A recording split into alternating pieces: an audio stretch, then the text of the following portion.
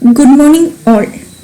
Last day we defined cosets and give examples of cosets. We have two types of cosets, right coset and left coset. If G is a group and H is a subgroup of G, then defined AH is the left coset, which is equal to AH is equal to A small h such that H element of capital H. Similarly, we can define HA, which is equal to HA, where small h element of capital H is the right coset of H. Today we have an important theorem relating with cosets. Before going to prove the theorem, we have a lemma to be proven. Before proving the theorem, we have to prove the lemma. Lemma statement is every coset left or right of a subgroup H of a group G has the same number of elements as H. Let H be a subgroup of G. For any A element of G, consider the left coset H. So we have to show the number of H and AH are same. For that, we define a function H to AH by SI of H equal to AH. Now we have to show that this function is 1 to 1 and on 2. For that, take two elements H1 and H2 from H and show that psi of H1 is equal to psi of H2 implies H1 equal to H2. So psi of H1 equal to psi of H2 implies AH1 is equal to AH2, which implies H1 is equal to H2 by left cancellation law. Hence, psi is 1 to 1. Now, take any element of AH. Let X be in an element of AH, then X equal to AH for some H element of capital H. So, psi of H equal to AH equal to X. Hence, psi is on 2. Hence, psi from H to AH is 1 to 1 and on 2. AH has the same number of elements as H.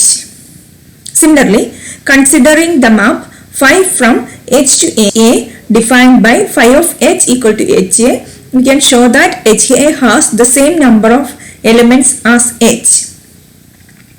That is, every coset of a subgroup H of G has same number of elements as H. Now we have to prove the theorem. Theorem is let H be a subgroup of a finite group G, then the order of H is a divisor of the order of G. So first we have to take a finite group G which has order n and take a subgroup of G, let H be the subgroup and its order is M. Now we have to consider the left coset decomposition of H. We have shown that this coset decomposes the whole group G. So let R be the number of cells in this partition. Since H has M elements, every coset of H also has M elements using the above lemma. So we get N equal to MR. Therefore, M is a divisor of N. That is, the order of H is a divisor of order of G. Now we have to show that the converse of Lagrange's theorem is not true. Lagrange's theorem states that if H is a subgroup of a finite group G, then the order of H divides order of G.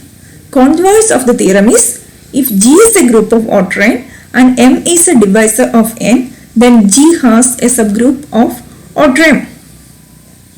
For that, for an example, we can consider the alternating group an on 4 letters. Alternating group means even permutation group of 4 letters. Order of Sn is n factorial and order of an is n factorial by 2. Therefore, order of A4 is 4 factorial by 2, which is equal to 4 factorial is 1 into 2 into 3 into 4, which is equal to 24 by 2, which is equal to 12. But A4 has no subgroup of order 6. So we have shown that converse of Lagrange's theorem is not true. Now we have two important corollaries relating with Lagrange's theorem. First corollary is every group of prime order is cyclic. So for that we have to consider a group which is of prime order. So consider a group of order P where P is a prime number. Now we have to show that this G is cyclic. For that we have to show that there is an element A such that A generates G. For that take an element A. Let A be an element of G different from the identity element E.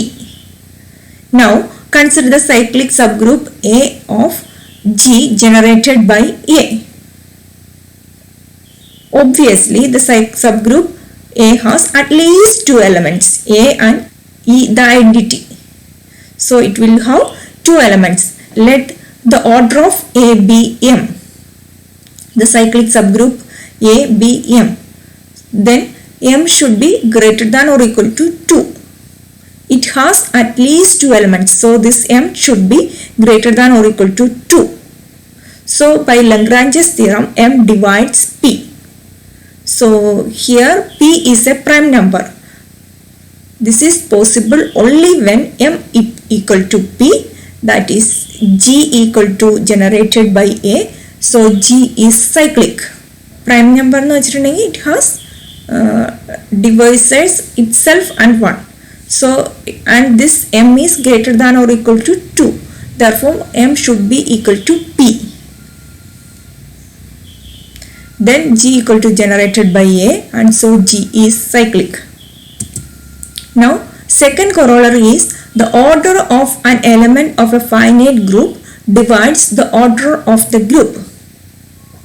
For that let G be a finite group of order n and A be an element of G of order M. That is M is the least positive integer such that A raised to M equal to E. Now consider the cyclic subgroup A of G generated by A. We know that the order of an element is the same as the order of the cyclic subgroup generated by the element. Therefore, the order of cyclic subgroup of A is M. And so by the theorem of Lagrange, so it is a subgroup, so M divides N. Therefore, the order of an element of a finite group divides the order of the group.